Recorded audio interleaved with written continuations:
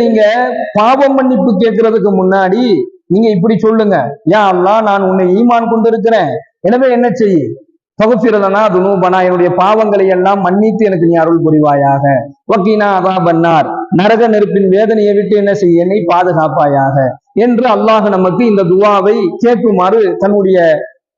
அருள்மறையான திருமறையின் மூலமாக அல்லாஹ் கற்றுக் கொடுக்கிறான். இப்ப இந்த துவா இருக்குது, இந்த துவாவின் மூலமாக நம்முடைய இறையச்சத்தை நாம முன்வைக்கிறோம், நம்முடைய ஈமானை நாம் அல்லாஹ்ட்ட கொண்டு போய் முன்வைக்கிறோம். யா அல்லாஹ் நான் உன்னை ஈமான் கொண்டிருக்கேன், உன் மீது நான் இறை நம்பிக்கையோடு இருக்கிறேன், அதுக்கு பகரமாக நீ என்ன செய், என் பாவத்தை மன்னிச்சிடு,